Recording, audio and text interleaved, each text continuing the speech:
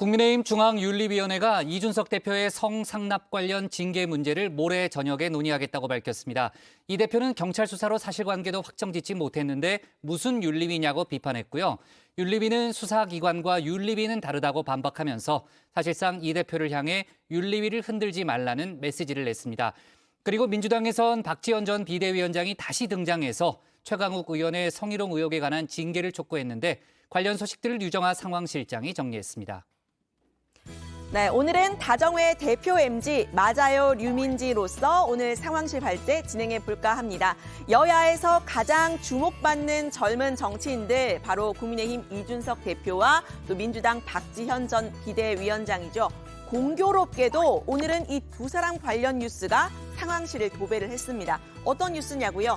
그래서 오늘 발제 상황과 인물에 초점을 두는 상황실 줌인으로 준비를 했습니다. 먼저 이준석 대표의 당 윤리위 징계 문제로 줌인 해보겠습니다. 경찰 수사는 아직까지 경찰에서 어떤 것도 연락이 온 게 없어요. 그래서 이게 한없이 이제 정치적인 상황을 가는 거지. 도대체 어떤 부분이 이제 윤리 다루겠다는 것이 잘 이해가 안 가기 때문에. 네, 이 대표의 이 성상납 관련 문제를 징계를 논의하는 당 윤리위원회.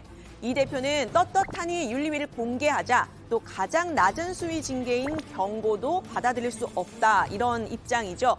윤리위를 언제 여느냐 2일이냐 24일이냐 27일이냐 여러 논란이 있었는데 22일 오후 7시로 확정이 됐다고 합니다. 내일 모레인데요. 이 대표 측의 김용태 최고위원은 경찰 수사 등 사실관계가 파악도 되지 않은 상황에서 윤리위의 판단 믿을 수 있느냐고 했습니다. 윤리위가 판단을 한 이후에 경찰 조사에서 다른 결과가 나오면 어떻게 할 거냐 이런 취지입니다. 당원과 국민이 뽑은 당대표를 향해서 만약에 징계를 한다면 그 사실 여부에 대해서 수사 결과에 수사가 나오지도 않았는데 과연 윤리위가 어떻게 판단할 수 있을까에 대한 의문은 있고요. 네, 그런데 이런 이 대표 측의 입장, 윤리위가 정면으로 반박했습니다. 이양희 윤리위원장 명의의 입장문을 낸 건데요. 윤리위에게 이 수사기관에 준하는 판단을 요구하는 것은 당원 당규를 제대로 이해하지 못한 거다라고 한 겁니다. 실제 국민의힘 당규를 좀 살펴봤더니요. 징계 사유로 이 수사 관련 사항을 언급한 것 외에도 당의 유해한 행위, 또 민심을 이탈하게 하거나 당의 위신을 훼손했을 때에도 징계를 할 수 있다고 되어 있습니다. 이 위원장은 한 걸음 더 나아가서 당 사무처 때문에 윤리위의 정상적인 활동 심각한 지장을 받고 있다 이런 말도 했는데요. 이 대표 측을 겨냥한 것으로 풀이됩니다. 윤리위원회는 당원 개개인의 지위 고하에 상관없이 모든 당원에 대한 징계 관할 권한을 가지고 있으며 윤리위원회의 운영에 지장을 주는 부적절한 정치적 행위가 재발되지 않기를 바란다. 네, 이렇게 윤리위가 직접 입장문을 낸 거예요. 이 대표에 대한 징계 가능성에 무게가 실렸다. 이런 분석도 나옵니다. 22일에는 이 김철근 당대표 정무실장을 직접 출석을 시켜서 심의를 할 예정이라고 하는데요. 이 대표가 지금 이 윤리위에 회부가 된 이유, 정확히는 성상납 여부가 아니죠. 성상납 관련 증거인멸 교사를 했느냐, 또 그와 관련한 품위 유지 의무를 위반했느냐, 바로 이 문제입니다. 관련 의혹 다시 한번 짚어보겠습니다. 유튜브 가로세로 연구소가 이 대표의 9년 전 성상납 의혹을 폭로한 게 대선을 약 석 달 앞둔 지난해 12월입니다. 이 폭로 하루 뒤에 이 대표 측 김철근 정무실장이 직접 제보자를 만나러 갔는데요. 제보자에게 7억 투자 각서도 써줬다고 하죠. 궁금한 것은 왜 이준석 대표의 특보인 김철근 실장이 거기에다가 7억을 투자하겠다고 하느냐. 엄중한 대통령 선거 기간 중이었기 때문에 이런 어떤 가세현 같은 그 방송 내용이 예를 들어서 정규 방송이나 언론이 받는 상황이 돼서는 안 된다는 게 더 컸기 때문에 문제는 뭐냐면 무슨 증거가 있어야 증거를 인멸하죠. 네, 김 실장은 이 각서 내용 이 대표와는 상관이 없다 이렇게 밝혔습니다. 그런데 김 실장이 제보자를 만나기 하루 전에 이 대표가 김 실장을 보내겠다 이렇게 말한 녹취가 공개됐습니다. 장사님 그러면 제가 지금 어디 계세요 지금? 대전이죠. 대전에 사람을 하나 보내면 혹시 만나볼 수 있으세요? 아, 당연하죠.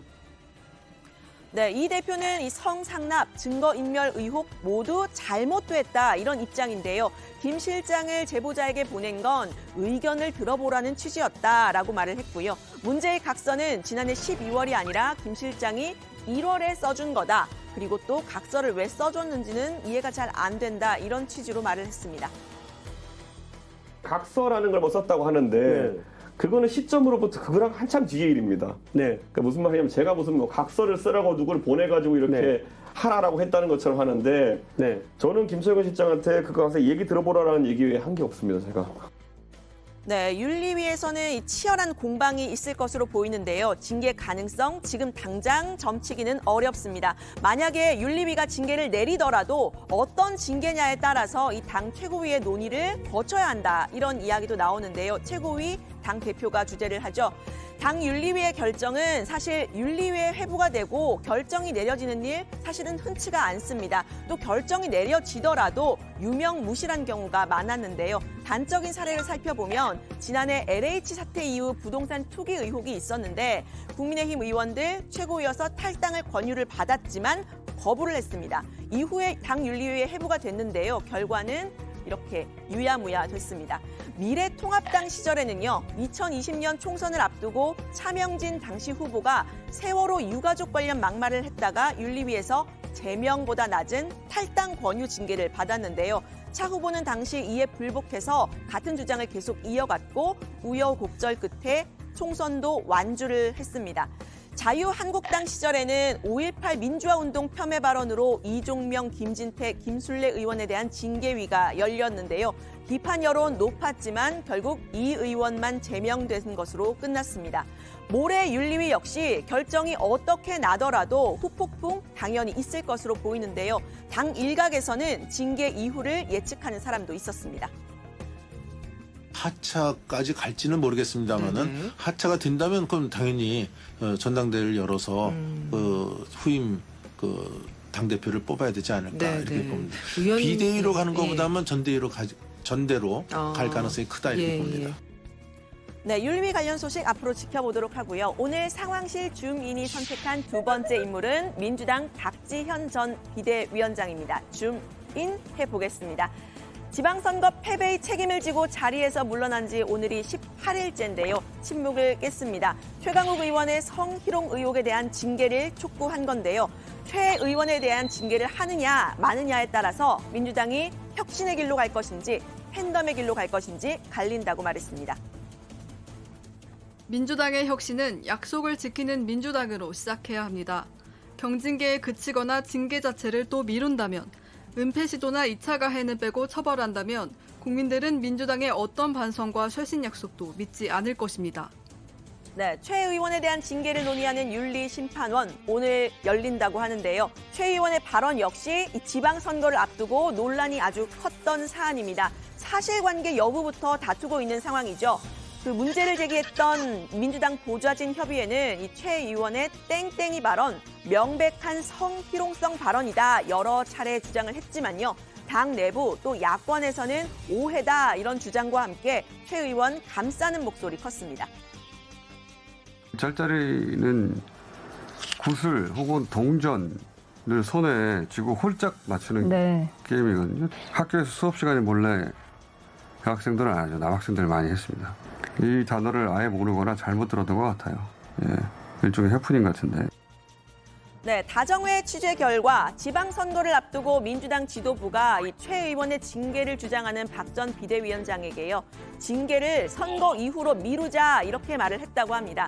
당시 박완주 의원의 제명권도 있는데 선거에 악영향을 미칠 수 있다 이런 취지였다고 하는데요. 실제로 윤리심판원 회의 선거 이후로 미뤄졌죠. 박 전 비대위원장이 이를 수용할 수 없다고 하면서 이 지도부 간의 갈등이 심화가 됐고 결국 선거를 일주일 앞두고 갈등이 전면적으로 불거지게 된 배경이 됐습니다. 우리 편의 큰 잘못은 감싸고 상대편의 작은 잘못은 비난하는 이 잘못된 정치 문화 바꾸겠습니다. 다른 의견을 내부 총질이라 비난하는 세력에 굴복해선 안 됩니다. 네, 당시 이 사과 좀 뜬금없다 이런 이야기도 있었는데요. 이 내용에는 동의를 하지만 TPO, 즉 시기와 장소가 맞지 않았다 이런 비판을 받기도 했었죠. 이제는 선거가 끝났으니 박 전 비대위원장이 직접 최 의원의 징계를 강력히 요구한 셈입니다. 하지만 또다시 당 내에서부터 찬반 갈리고 있습니다. 최강욱 의원과 열린민주당에 몸담았던 김진애 전 의원은 왜 박 전 위원장이 징계를 촉구하면서 먼저 결론을 내느냐. 그 자리에 무게에 맞는 분별력이 필요하다 이렇게 비판을 했습니다. 반면에 최근 수박 논란으로 화제의 중심에 섰던 이원욱 의원은 박 전 비대위원장을 응원했는데요. 박지원을 희생양 삼아서는 안 된다. 부디 청년 박지원을 함께 지켜달라 이렇게 말을 했습니다.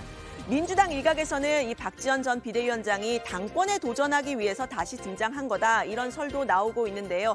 일단은 최강욱 의원에 대한 징계 여부 민주당이 어떻게 결정할지 좀 지켜봐야 할 듯합니다.